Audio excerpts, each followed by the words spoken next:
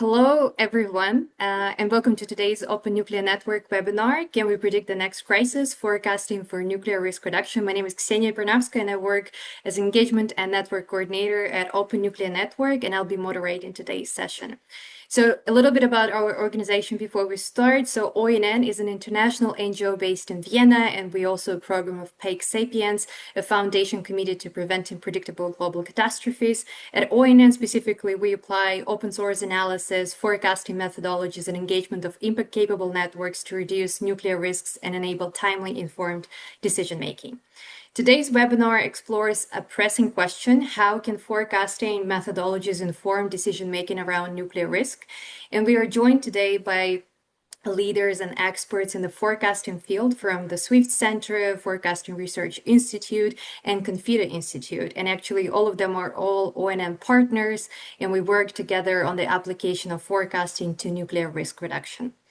We'll begin. So how we're going to proceed today, we'll begin first with a brief strategic kind of framing and overview from ONN's own foresight and prediction lead, Karim Kamel, followed by insights from our partner institutions. And after that, we'll dive into the discussion, into the moderated discussion. And afterwards, there'll be an opportunity to answer your questions. So please leave your questions in the chat in the Q&A function, and we'll try to address those closer to the end of the session. So thank you for joining us for this conversation and for spending your time with us, and let's get started. So let me invite our own foresight and prediction specialist, Karim Kamel, who is managing projects focusing on prediction and forecasting in the context of nuclear risk reduction at ONN. He is also working alongside expert forecasters and subject matter experts and designing and forecasting studies on critical issues in the nuclear policy field. Additionally, Karim is a junior researcher at the Peace Research Center Prague, where he is pursuing his PhD. Before joining ONN, he worked for the CTBTO, Social Science Research Council, and Carnegie Corporation of New York. Karim, I would like to invite you to speak on the ONN's approach towards forecasting and why the methodology actually matters. Karim, the floor is yours. Thank you so much, Ksenia, for having us today, and thanks for all the partner for joining along. So I was asked to give a brief introduction about why we use foresight and prediction at Open Nuclear Network. Disclaimer, there's a difference between foresight and prediction, and I'm going to focus more on prediction today as opposed to foresight. So in a nutshell, we use foresight and prediction as a medium to facilitate discussions. In the nuclear diplomacy space, where stakeholders deal almost exclusively in words, especially when making future projections, we are inclined to think that this modus operandi or mode of operation is limiting. Looking at Philip Tetlock, who really started this field of super forecasting, he gives an example in his book where Thomas Friedman was hosted at a conference or a TV show, and he's saying something about there is X likelihood that something would happen. And Tetlock specifically warns against these kind of obscure qualifications that is not traceable, and we cannot verify whether they were done well or not. Another example, more pronounced from our nuclear field, is before the Bay of Pigs. Probably a lot of people here know this story, that President Kennedy was told that there is he was told that there is a fair chance that the operation would succeed. But he didn't know that this fair chance was actually a 30% probability. So in a nutshell, what does this tell me or tell us at Open Nuclear Network? That adjectives can seduce while numbers can clarify. The moment an analyst replaces high likelihood with a 60% in the next 6 months, for instance, every hidden assumption suddenly has to be defended. At ONN, we insist on this level of clarity. Every forecast gets a probability, a time window, a short rationale. When reality arrives, we score ourselves, we adjust, and we try again. So forecasting, in a sense, becomes a learning loop, not a guessing game. Operationalizing it. Forecasting works when you have at least a handful of people's insights aggregated together to try to derive the wisdom of the crowd, quote unquote. But also how you bring people together matters as much as the math. So put the same scenarios in a windowless crisis room full of uniforms or an online anonymous roundtable, you get different answers. This is why our sessions are based on the Delphi method. I know we have some people from RAND here today. This is where the method was invented, meaning that we receive the first round of inputs anonymously, we aggregate the results, and then we provide structured feedback to participants to facilitate discussion, and finally giving participants the chance to reassess their views. This method, Delphi, is proven to reduce bias and reduce noise from domineering personalities. The anonymity gives quieter domain experts the same microphone as the loudest voice, and aggregated feedback highlights honest convergence and principled disagreement. Finally, I want to stress that also how we bring people together from a diversity point of view is very important. In a 2011 large Delphi experiment by Hustler et al., where they had a huge Delphi experiment with more than 3,000 people. One group was pure experts, another group was experts with lay people. And what they discovered was the group of experts with lay people provided just the same arguments that experts only were able to provide, but they actually had more unique arguments, and they had a total a less total top number of arguments at the end, meaning that that diverse group was more insightful and less noisy. So we try to curate our exercises to action some of these experimental designs that were done about how to bring people together, how to run effective foresight and prediction exercises to have efficient exchanges. So to conclude, why we use foresight and prediction: to clarify views and perceptions among experts and stakeholders, to truly enable cross-learning, and to creating an inclusive and effective space for ideas exchange and collaboration. And with that, I'm happy to dig into questions and answers, and thank you, Ksenia. Thank you, Karim, and thank you for kind of explaining to our audience in a nutshell why ONN is using these methodologies in the context of nuclear risk reduction. And now I would like to invite our speakers from the forecasting field to kind of share about their organization, how they engage with nuclear risk-related issues, and why forecasting methodologies are well suited to supporting decision making in such a high-stake environment. And first, I would like to invite James Newport. James is the acting executive director of the SWIFT Center for Applied Forecasting and has led projects on AI security forecasting and integrating forecasting into UK government.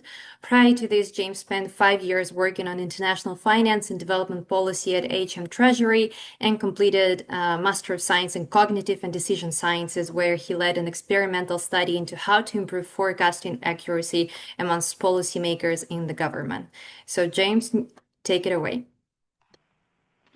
Thank you very much, and good afternoon, everyone. So yes, I'm James Newport, Acting Director of the SWIFT Centre, or to give its full title, it's the SWIFT Centre for Applied Forecasting. We don't always use the full title, but I thought in this context it's important too, because those final words really highlight the philosophy and core purpose of our kind of organisation, and why Michael Story, who set it up, kind of did set the SWIFT Centre up with this kind of very clear focus on helping organisations apply forecasting to improve decision making. So how the SWIFT Centre does this, we run various bespoke projects and training sessions, and we're organised slightly differently to maybe other forecasting organisations, whereas we're non-profit, as many of them are as well, but we undertake both client projects, such as working with organisations like Google DeepMind or ONN on specific problems that they want to understand and predict.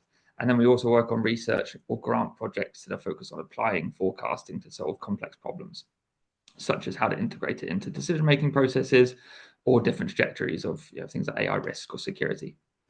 One of the things, like there's kind of two elements of forecasting which I really want to highlight that we kind of focus on. One is also just the kind of not even forecasting itself, but it's a critical element to it, which is a problem analysis, and often understanding what an organization or team really care about can bring significant value to the whole process.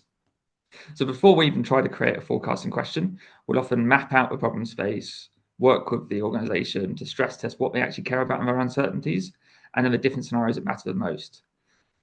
In terms of a nuclear context, this can be really valuable across the board. But for example, in the nuclear context, you may have a kind of very obvious question you're caring about, such as, will there be a nuclear weapon used between X country and Y country? And these are often the things that kind of a highlight thing we really care about at the end. But actually, it's not very informative to a decision or strategy that's needed to reduce the nuclear risk. And therefore, we'll often work with someone to dig down to, okay, what are the escalation events, or what are the kind of preceding actions that you most care about and would most likely lead to such an event occurring? And therefore, we can focus on those. And this brings the decision back to a bit closer to what you're dealing with on a day-to-day basis, such as, okay, well, we think there's maybe a risk between the two countries, but what can we actually do? However, we also appreciate that you want to often have it all. You want to know what's the likelihood that X and Y country are going to have some sort of nuclear conflict or something's going to occur there, and what's the likelihood of all preceding steps. So one thing we really focus on as well and specialize in is something called conditional forecasting. And this is the most applied nature, I'd say, of the kind of Swift Center approach anyway, or just general forecasting, which is trying to break down events into different causal or consequential elements. So as a recent example, we did a forecast on India and Pakistan when the conflict was starting between the two countries. We did very early on, and we didn't just ask a question around nuclear weapon use. We did ask that question. We forecasted what's the likelihood of a nuclear weapon being used. But critically, we looked at how many fatalities did we expect to occur and use this as a proxy for the likely escalation of a war. And then we could see, well, if there's more or less fatalities, how do we see that affecting the likelihood of a nuclear weapon being used by either side? And this gives people a clearer trajectory of, okay, where do we think the war's going? What do we think, if this action happens, how likely do we think it will lead into a larger escalation? And these are the kind of things which organizations or government institutions, etc., can use to inform, say, okay, this is the thing we should be tracking. This is the thing we can start making decisions on and trying to prevent. Very finally, in terms of our work, we respect, in the world of geopolitics, days or even hours matter a lot.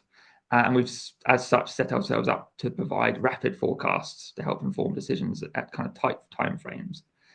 This was most recently exposed in when there was the conflict started between Israel and Iran. Our team designed questions, we ran forecasts, and we did a write-up all within 12 hours. And this, again, was to help inform people that read our reports about, okay, what's the likelihood of escalation here? What is likely to occur? What do we think you need to react? And in the situation of conflict, nuclear risk, etc., I would argue that a lot of the scenarios that are most likely to lead to some sort of nuclear conflict will probably occur through very short notice decisions and actions, reactions from political leaders or military leaders, as opposed to long premeditated strategies. And therefore, ability to quickly turn around and go, oh, there's a massive escalation happening here. What do we think the next chain of events is going to be? Can be incredibly valuable.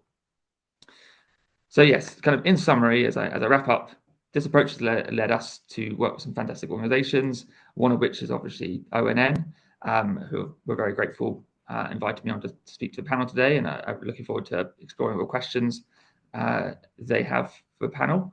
But just to highlight the most recent project we did, kind of culminated a number of these avenues I just spoke about into one project where we try to identify and forecast the pathways that may lead to a nuclear exchange between two major countries. This process ultimately looked at what was the primary risk of a nuclear exchange and what were some predictors to cause those. So you can start drawing a causal chain to identify, oh, well, if this happens, it increases the likelihood of this happening, and then this spirals in. These are one of the ways you can start applying, because it pulls the lens of focus away from just the kind of end event and into more concrete steps in terms of, oh, this chain of events looks like it's more likely occurring. We need to do something to react to this. I will stop there, as I've taken up way too much time already. I will just finish to say, obviously, I used to work in policy and strategy, working for the government, as was said in the intro. Therefore, I kind of get the big skepticism there often is around how do you use it for policy and strategy making. How can forecasting actually help inform decisions, especially from political leaders or very senior leaders who are trying to make judgments? I no doubt we're going to jump into a lot of that, and yes, I think there's a massive scope for it, and it's a vital tool when used correctly. But thank you very much. Thank you, James. Thank you for your remarks, but also thank you for tying, your work to a very recent, conflict context, which I think is very interesting to the audiences we have here. So Thank you for that. And now I would like to invite to the floor Bridget Williams. She's a senior research manager at the Forecasting Research Institute. She's interested in improving policy decision making, and after originally qualifying and working as a medical doctor in Australia, she specialized in public health, medicine, work in academia, government, and international non-governmental organizations. She's currently also a Doctor of Philosophy candidate at the University of Oxford, conducting research into effective biosecurity policy, including into the role of forecasting in developing and evaluating policies. Bridget, the floor is yours.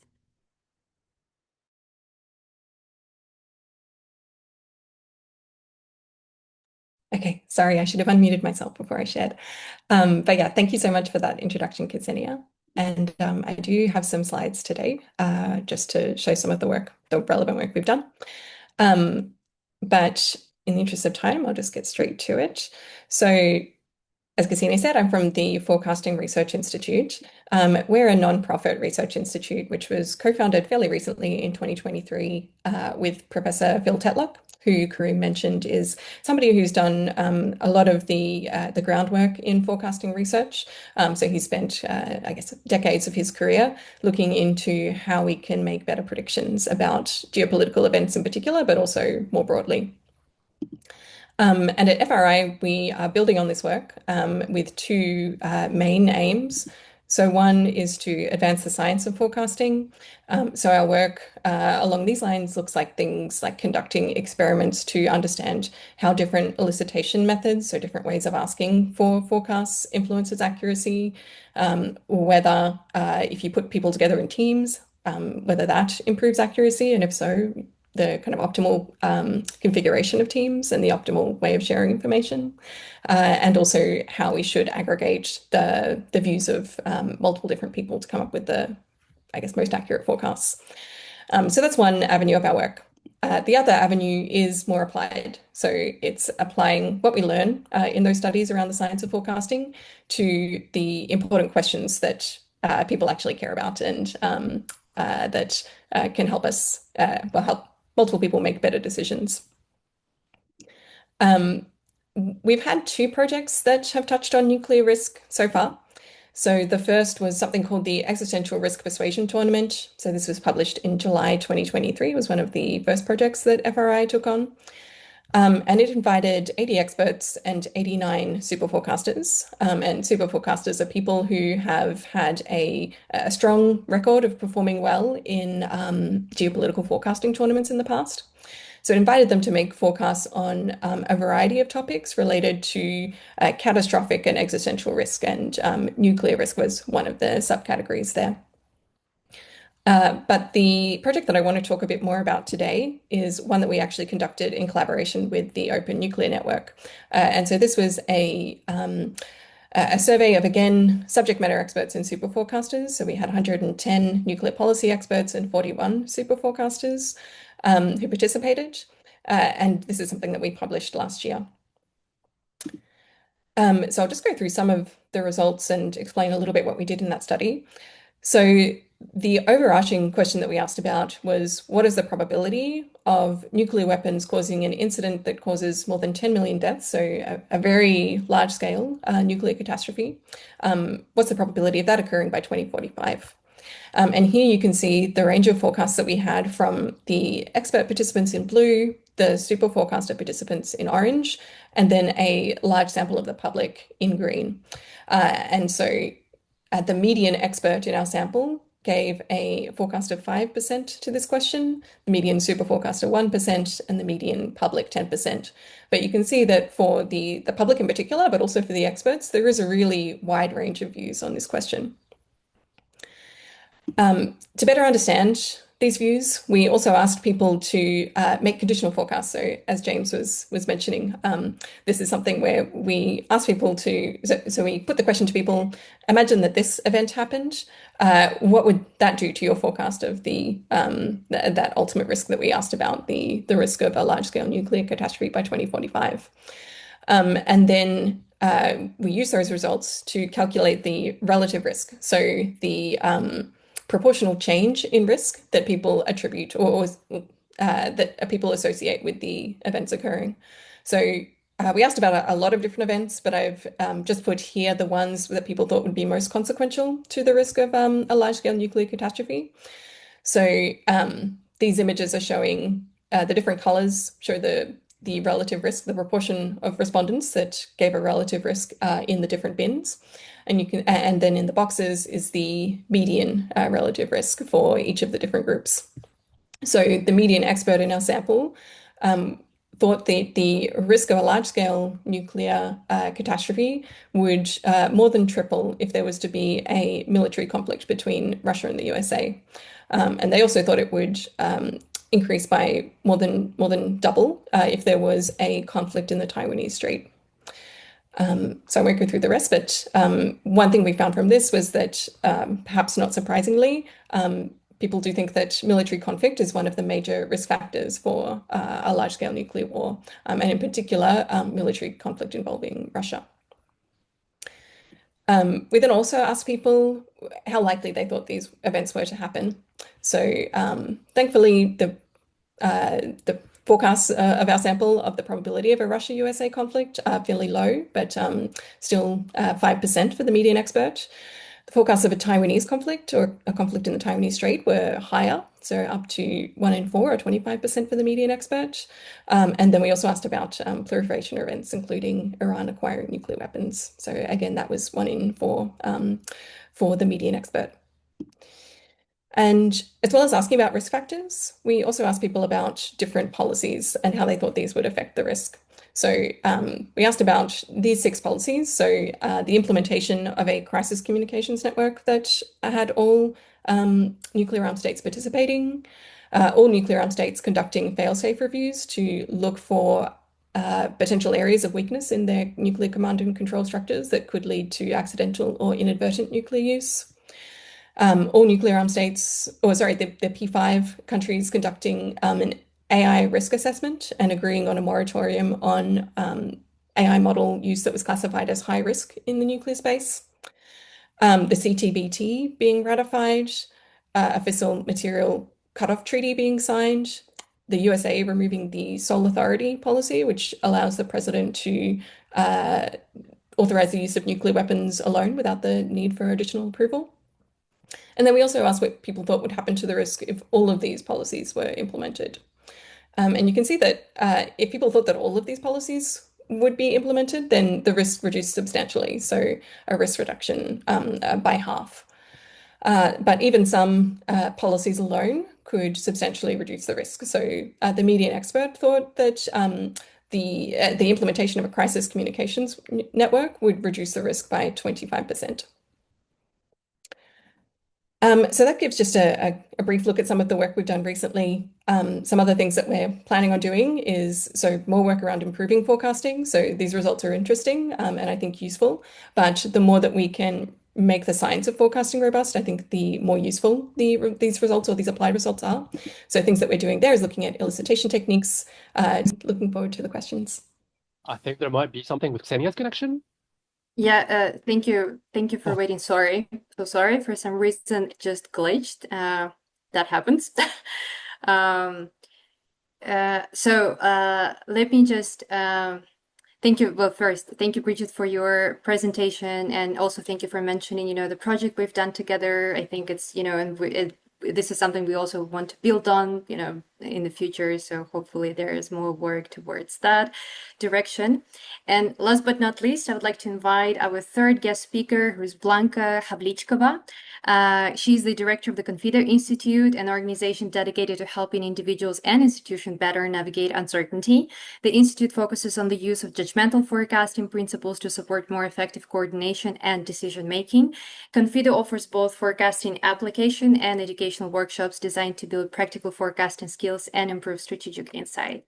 So Blanka, the floor is yours. Okay, good afternoon, everyone. I hope you can hear me well, and thank you for the introduction. So basically, our institute develops the forecasting app Confido, and we share it broadly for free. So if we are for not only a nuclear risk organization, but any organization that wants to help or wants to improve their internal forecasting and strategic planning, then yeah, you can just write us confido.institute and we will share it with you. And we also run workshops. And these workshops are on group coordination, strategic decision making, and forecasting. And these workshops are not only about forecasting, because applying some of the forecasting principles, like the basic principles, such as formulating very clear and specific questions everyone in the room understands in the same way, being very transparent about what we know and what we don't know, and also the principle that we are using the language of probability instead of vague terms. These all principles can be very valuable and very beneficial for any expert discussion, not only discussions where forecasting is the primary focus. So yeah, so we are using definitely every time we're running a workshop, we are always using these forecasting principles. And when leading forecasting workshops, we also pay close attention to something I would call group dynamics, especially when working with experts who are not professional forecasters. And I think this is the biggest focus of our org right now, because lots of professionals, lots of experts who come from other than the forecasting environment. These people are sometimes from environments or professional environments where uncertainty has been systematically discouraged. We have to realize that in traditional educational systems, if I say something like, I don't know, sorry, I have no idea. Sometimes in traditional educational system, it can result in a lower grade or a failed exam. And if we have people working in this kind of environment, over time, it can lead to a culture where being confident feels much safer than openly expressing doubt.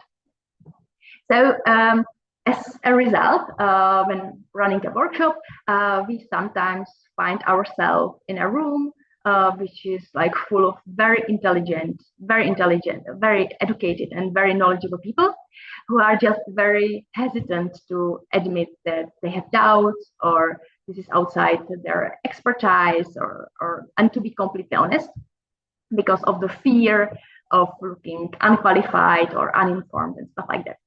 So basically, when using forecasting methodology, we focus on the dynamic of the group, on psychology, and we basically try to overcome this barrier, and basically try to create a very safe environment where all the experts can admit that they don't know, that they can really be anonymize all expert inputs, and we try to make sure that everyone can express their true beliefs without the fear of judgment. And yes, and also we feel that, for example, in lots of professional environments, it is discouraged to change your mind or to change what you think based on new facts. So we also try not to only accept updating, but also encourage everyone to update. And we are kind of playing more with the psychology part of these workshops to support better accuracy of the wisdom of the crowd and of the expert opinions. Yeah, so I think that's all. And yeah, if there are more questions, I am happy to answer later. Thank you. Thank you so much, Blanca. And thank you for also introducing, what Confido is doing. We have worked consistently with Confido on different workshops. And I think that has been so far a very great collaboration and a learning experience as well for both ourselves, but also the people we invite to those workshops. And now I would like to open a discussion. Let me change the view so everyone sees all of you.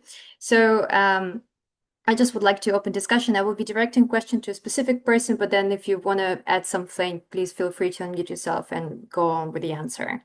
So the first question I actually want to ask James. James, so forecasting, is increasingly seen as a valuable tool, and we recently conducted a poll on LinkedIn and also our other social media, and we have actually very interesting results. Around 60% of people were actually cautiously optimistic about forecasting methodologies in nuclear risk reduction. Around 30% of people were skeptical, and then around 13% of people actually trusted in it. No one said I don't trust adjusted, which I think is a big win for forecasting overall. And we see a lot of changes, I think, comparing to the last year, especially. But again, even though it is seen as more valuable tool, there is still, skepticism in the field about forecasting methodologies. So the question is, what's the value of trying to predict the very crisis we seek to prevent, something that you do at your work, and do numerical likelihoods actually mean anything, and how, people should interpret them? Yes, thank you very much. Great question. Lots to cover there. So I'll try and do it in a concise yet effective way. So I guess there's kind of a couple of angles I'd take. One is the process of forecasting is ultimately what it's the same core process you're doing anyway. The idea of saying the value of predicting the very crisis which you seek to prevent, you're doing that whether you subscribe to using forecasting or not. You're always, whenever you're working in policy, strategy, whenever you're trying to think about how do we deal with a scenario, you are predicting the future in some capacity. The process of actually forecasting is just how can we do it the most scientifically robust way, and in a way in which drags out the best views and the best judgments. So that's kind of one element. And a crude example I always use is, everything boils down to ultimately making a prediction in some fashion, such as even crossing the road. You're crossing the road, your brain is probabilistic. It is ultimately making a judgment about how safe it is. You say it's safe to cross a road, but really what you're doing is you're saying the likelihood of me falling into a sinkhole or getting hit by a random speeding car is very low. You ultimately are making a crude forecast. I wouldn't suggest you go around your life doing, speaking like that. But if we use it in a scenario where just crossing a road, a very simple day-to-day task, then obviously when we get to really complex tasks, such as forecasting nuclear risk, the value of having a proper structured process becomes even more great. So that's why I'd say that kind of the value comes in. And there's two major parts of the value of a forecasting process, or forecasting. One is the actual just process. The stuff of, okay, we're setting up a way to elicit different views, to really enable kind of people to speak openly, to do things like Karim was talking about a Delphi method, etc., to kind of bring people together, expose what we're talking about, provide their judgments in a kind of free and open way. This is just like good decision-making processes. That in itself is great. Then there's the output of actual forecasting. And then that's when you get to the likelihoods and the numbers. And this is often an area people find challenging because it's like, well, if I say 24%, how different is that from 25% beyond just 1%? Like, what does it mean? How does it impact decisions? And I kind of lean back one on when you use language is, it might feel more comforting or more certain, but it's probabilistic in nature. And there's graphs you can see when you do like perceptions of probability. You see when people say things like highly likely, some people mean 60%, some people mean 80%, 90%. That's a huge range. And a study I did as part of my master's, when I asked people in policy fields, if I said to you under different scenarios, I believe this is going to happen, what do you think it is? And one of the questions was, I think it's likely that Russia will use a nuclear weapon against Ukraine in 2023. Obviously an example question. And the results I got is some people thought I meant 5% and some people thought I meant 99%. Now, if you're a policy official and you're told by someone, I think it's highly likely that they're going to use a nuclear weapon, please give me some advice. And you're someone who thinks 5% or someone who thinks 99%, you're going to hopefully come up with very different pieces of advice. And that matters because you're going to come up with different analysis, you're going to have different biases that put into that. So just by using numbers, saying I think it's 5%, puts you in a much more transparent position. Those kind of communications errors can compound. So kind of in kind of conclusion, you ultimately are predicting anyway. Forecasting is ultimately doing that through a scientifically robust and rigorous process. It's not perfect, but it's better than any alternative we've got right now. And using likelihoods definitely does mean something. The language is uncertain. You're putting a little bit more transparency on it. You can use ranges. You can put your confidence around it as well. You can give yourself a little bit of area of gray, but just by using a number, you bring so much more transparency, and you can identify really where people differ. So that would be my kind of point as why it is a valuable tool. Thank you, James. Blanca, Bridget, Karim, do you want to add anything, or should we move on to the next one? Okay, seems like we should move on. Okay. So the next question I actually think I want to pose to Bridget. Bridget, I know you also been working in different fields, not only in the nuclear field, of course. So are there success stories from, other fields that demonstrate the practical usefulness of forecasting, and what lessons from those environments could be applied to nuclear risk context? Yeah, so we published some work last week, which was looking at the impact of different LLM capabilities or people's views on the impact of different LLM capabilities on biosecurity risks. And I think this study is it demonstrates how forecasting can, I guess, address questions which might be practically quite relevant, but are difficult to address by other methods. So I'm not sure how many people here are following along with what's happening in the AI space, but a lot of these big AI companies like OpenAI and Anthropic and Google DeepMind, they're creating these kind of large-scale models which can answer questions on a range of domains. And they're conducting evaluations to determine whether those models pose risks in various domains, one of them being biosecurity risks. So the concern is that people might misuse the models to create biological weapons or something along those lines. But the companies are conducting these studies to test the model for certain capabilities, but nobody's really sure what those capabilities actually mean, or there isn't really consensus on whether the capabilities they're testing for would actually indicate an increase in risk. So our study aimed to fill that gap by systematically collecting the views of relevant subject matter experts and also super forecasters on what the implications of those different evaluations would be. So I'm not sure, it's not like a super crisp answer of a success, but I do feel like it's an example of how forecasting can be useful and answer questions where there previously wasn't an answer.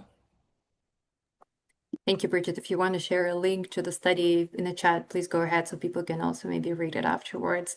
Blanca, James, Karim, anything to add on the success stories? Yes, Blanca? Maybe I would share like a short success story. For example, before the Russian invasion of Ukraine, there was a public forecast on the platform Metaculus. Metaculus is like big public forecasting platform where if you want to go, you can go to metaculus.com and you can see all the forecasts, and also you can see that they have an amazing track record. And before the invasion, there was the probability that there will be Russian invasion of Ukraine 85% by the end of February. And then it really happened. And actually what happened was that some people who were following Metaculus left Ukraine before the invasion, and maybe they saved their life. We don't know. But I think this is like very practical example that if people are informed and people understand the data, of course, they have to understand what the data means. So this is a prerequisite. But yeah, it can save lives and it can help a lot. If it's public and people understand the data, it can be very helpful. Thank you. I think very interesting point on, this information being public, actually. Very interesting. James, anything to add from your perspective? Yes. So one of the other streams of work we do is around AI risk. But obviously Bridget covered that. It's kind of very similar things, looking at different trajectories of risk. The other one was actually a bit more recent by chance. So we did a public forecast, as I mentioned, on India, Pakistan, and basically our conclusion was we didn't think it was going to spiral up into a major conflict, and it was going to kind of die down. And then subsequently, we ended up going to an event and speaking to someone who worked in operation resilience for a very large organization, who was fascinated by this because they said, well, when this happened, they were quite exposed to India at the time, and they said when we were talking to all our operatives on the ground, all of our experts who lived in India, our intel was telling us very much this is going to be the next big thing. It's going to spiral out, So they started putting in kind of very costly measures into place, and obviously when it died down, they just rolled that back. And their kind of reflection was, if we had spoken to you guys or looked at the forecasting crowd for kind of judgments, we could have saved ourselves a lot of time, worry, concern, etc. potentially. So that was a kind of a niche business case option where someone actually didn't know about forecasting before, but then saw afterwards, this would have made a significant difference to our kind of operations. Thank you, James.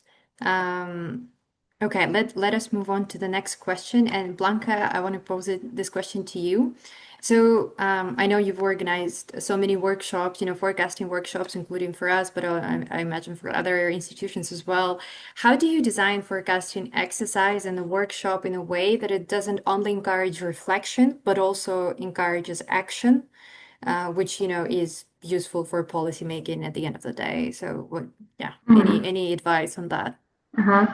Yes, like when running our first workshops, I realized that some of the forecasting principles are maybe they sound nice and academic, but they are definitely not intuitive.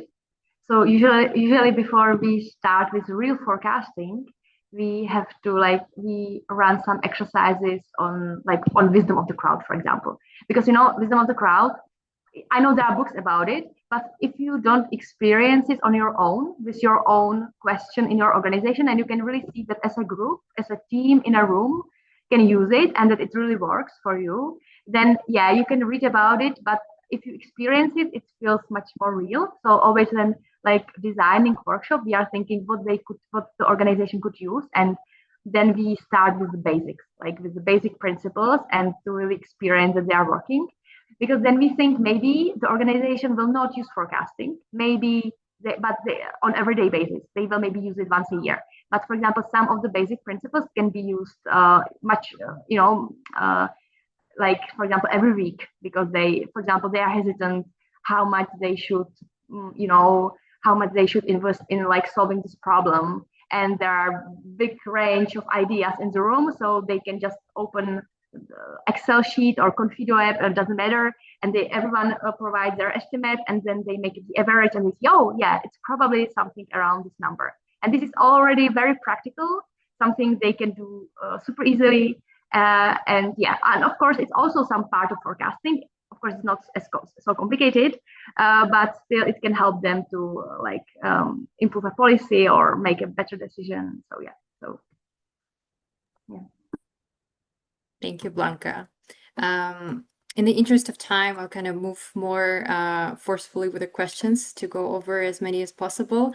Karim, and actually I have a next question to you as our resident forecaster / nuclear policy specialist, being, in the midst of those two.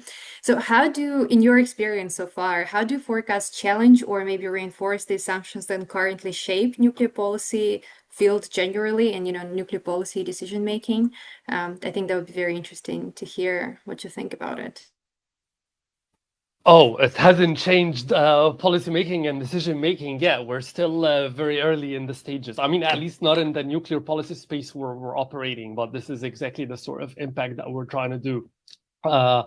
But hearing from our partners today, the experts in forecasting, they all mentioned a lot of things about actually bringing this wisdom of the crown to life. And I think between Bridget, Blanca, and James, everybody's talking about the aggregation and the bringing people together and how you create these dynamics and configurations to facilitate this better interaction.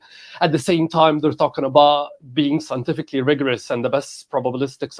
I don't think you're going to find somebody who's tackling a policy issue with that richness of understanding the social component, the interactive component, and the rigorous data that you we're hoping that this package would be appealing to policy.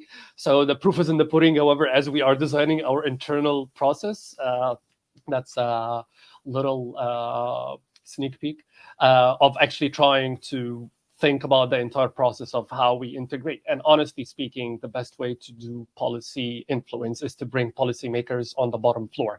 So we are hoping to be more active on reaching out to people in the policy space in Vienna and other places or working on nuclear policy to join us in our exercises, not only in assigning probabilities, but also coming up with the questions. Coming up with the questions is such a key thing, and actually going over and over and deciding which question to ask and in what sequence, and the people that we bring together. The facilitation is another dimension. My colleague Christiana is trying to actually do more digging into the richness of how we actually do the facilitation more efficiently as well. So these are all aspects that we're trying to design. So definitely the stakeholder component, we're going to be bringing people in as policy influencers and policymakers. So please reach out if we haven't, and you're on this call or you hear us through the ethos of the webinar. So yeah, I'll leave it at that as a call for action. Thank you, Karim, for leaving your remarks at the call of action. I think something that I also remember from our previous experiences and the workshops we've done, and specifically the one with the Swift Center, for example, we did a DPRK related workshop, and I just remember that a lot of feedback from the nuclear policy folks was about certain insights that emerged from the workshop, from the forecasting workshop, that were actually challenging those kind of conservative assumptions, that we have in the field about, what potentially could happen, what this, leader may do, et cetera, et cetera. So I think this is also something that I at least personally noticed, that is useful in terms of, using the methodology in nuclear policy. So we don't have that much time. So I do want to open it to the questions from the audience, and then we can revert back if needed to other questions as well. So let me see. So we have the first question to Bridget Williams. Bridget, how are you identifying, I guess, subject matter experts for your forecasting research? And there are many, many unknown people within the US government who probably have excellent insights, but they are hard to identify from the outside. So Bridget, could you please maybe address this one? Yeah, of course. And it's a great question. And I think you're absolutely right that there are many people in many governments who do have really important knowledge that would be really useful, that is really useful to this question. And I think that is like a limitation of this study, that we weren't able to capture many of those people. So the way that we recruited experts for this study was kind of three-pronged. One, with the help of the Open Nuclear Network, we advertised the study in, I guess, various newsletters or areas where people working in nuclear risk might come across it. Two, we scoured the internet for people working on nuclear policy, so looked at the staff pages of organizations, looked for reports on nuclear weapons policy issues, and invited the authors of the reports and people working at doing relevant work, which I think was great, and we got a lot of great people from that, but it did bias us towards having people that are doing more think tank work rather than people that are working in government.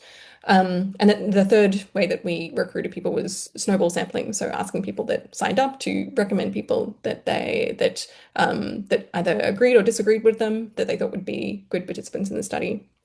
And yeah, I think in future we would like to reach other audiences, particularly people working in government.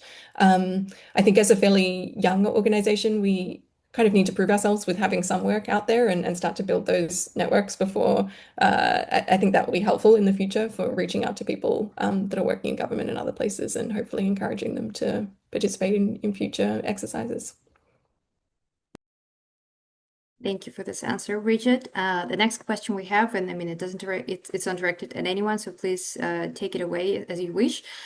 Could you speak a little bit about forecasting with participation of lay people and super forecasters? It seems from what you say, sometimes being an expert is actually worse for the forecasting. Quite a juicy question, I think, especially for the experts here, but who would like to take this one away? James, I'm please happy to jump. Yeah, I'm happy to, and then obviously others, please jump in as well.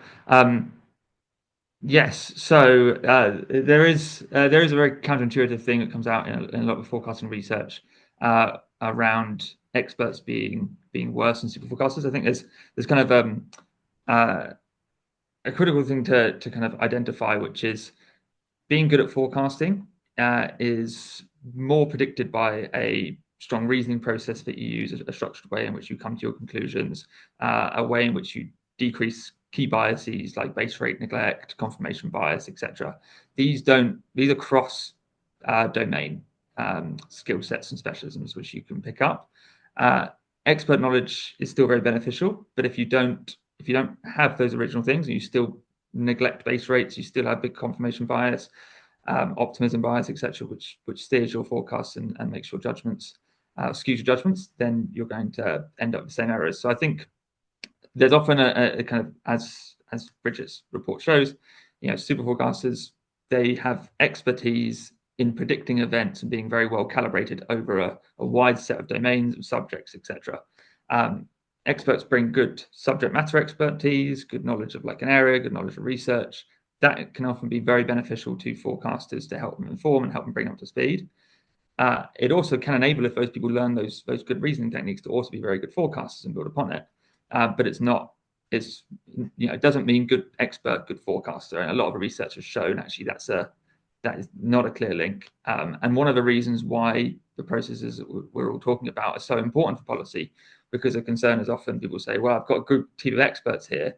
That might mean they know the area really well, but it does not mean they're going to be very good at predicting the future, because they've not structured themselves to avoid these biases that everyone has. So yes, kind of crudely, it's not unusual to see experts forecasting getting worse forecasts than people who are professional forecasters. Thank you, James. Does anyone want to add anything on this one? Yes, maybe Blanca? I think the issue is that if you are expert in like radiation incidents, for example, like when we are discussing nuclear risks, and you are thinking about it all day long and every year, like, and you are really expert in the field, you can imagine so many ways what can get wrong, and and this definitely influences the final probability on estimate. I don't say always. Like, there are experts who are also great forecasters, so I don't want to say this is a problem with all experts, definitely not.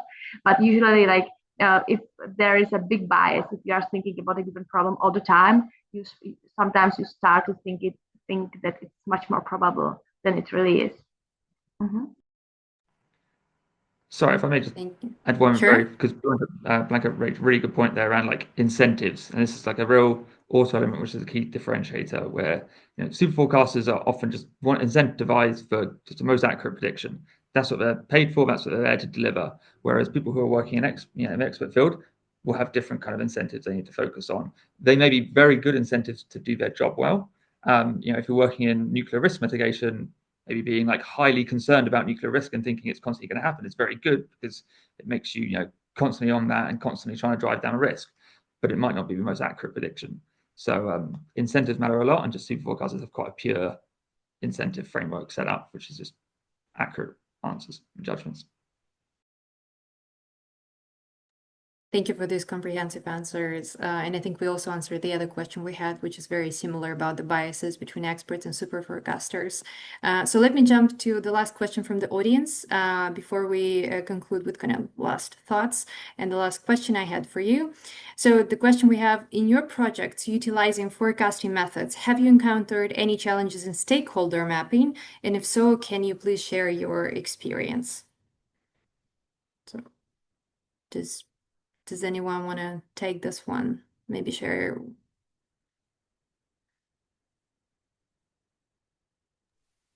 If I may take it, I think Sure. that would be the most relevant in the FRI study, since we have a large sample. But as I think, as Bridget explained, we did will use a very way of trying to cater to the nuclear community in the think tank world mostly at that time, which people, and then snowballing. So in a way, it wasn't mapped. It was more of like the community that we're operating in. So stakeholder mapping, as the question poses specifically, I don't think we have done that.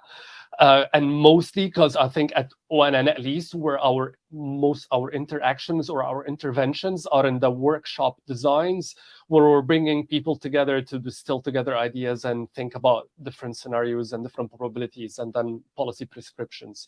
So we don't do like a large forecasting exercise again yet, but that might be actually something that we might want to really be attentive to when we're doing the next iteration with FRI, hopefully, fingers crossed.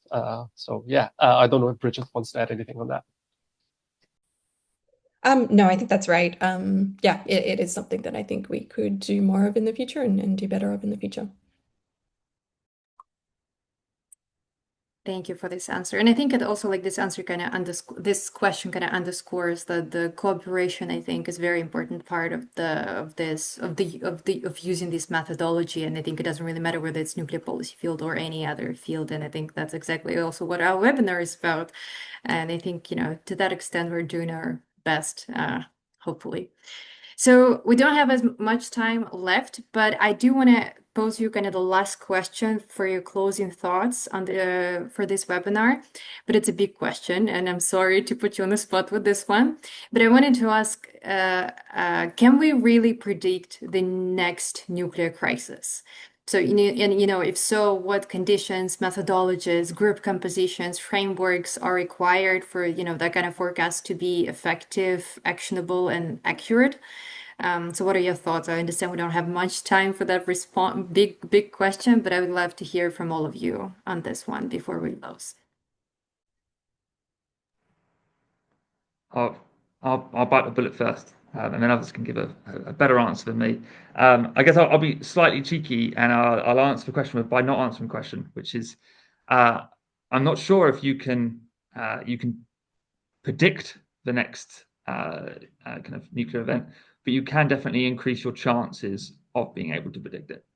And that's the key. Is ultimately, if you're dealing with any scenario in which you're trying to predict it, then there's, by using methodologies we talked about before, and kind of doing detailed problem analysis, bringing in a wide group of people, properly structuring the process to forecast and bring in views openly, etc., and aggregate those views properly, you can definitely increase the chance that you will predict it.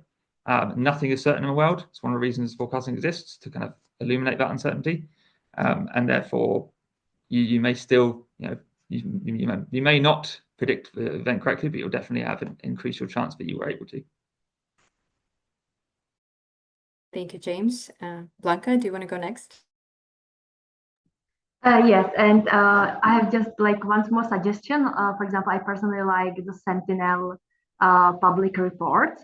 Sentinel issues every week existential risk like this is a group of super forecasters who issue every week like a report, and they kind of try to forecast all these like different risks and also nuclear risks problems. And I think they have like these are really people with amazing track record. So if you want to follow this, and if you want to increase the chances that you will manage to forecast it, you can follow them. Thank you, Blanca. Bridget? Yeah, I think those are great responses. And yeah, I guess similar to James, I'm not sure. I'm not sure if the right question is like if you can predict the next nuclear event, but rather can you is thinking systematically about the risk factors and the potential pathways to nuclear risk, can doing that help you to reduce the probability that there will be a nuclear event in the future? And to me, it seems that likely that doing that systematic thinking seems like it would be useful in reducing those chances of bad outcomes in the future. Thank you, Bridget. Karim?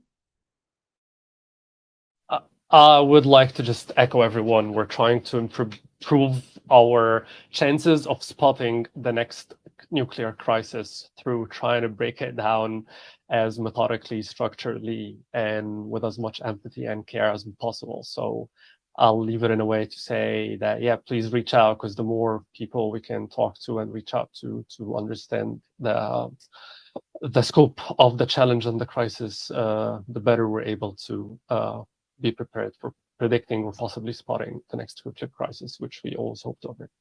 Thank you. Thank you all for your very methodological and thoughtful responses. I mean, my question was quite controversial, but also, juicy intentionally, but I really, appreciated your approach to the answers. And I think it actually shows, the utility of kind of merging, your like forecasting field and our nuclear policy field together, and, find the advantages from both worlds in a way. So thank you so much. And I think on this note, we still have only 1 minute left, so I just would like to thank everyone here for coming today and for speaking on the very important and interesting issue of forecasting, use, and nuclear risk reduction. Thanks to our audience who joined us today. I know July is the time for vacation, so thanks so much for taking time of your time off during the summer and for joining us today. A recording of the session will be made available on our YouTube channel shortly, so if you want to rewatch it, feel free to do so. For more insights, follow Open Nuclear Network online, but also subscribe to our newsletter. Also, please make sure to visit, the websites of our partner organizations to learn more about their work. And let's keep pushing the boundaries of what we can know and how we can act on it. Till next time.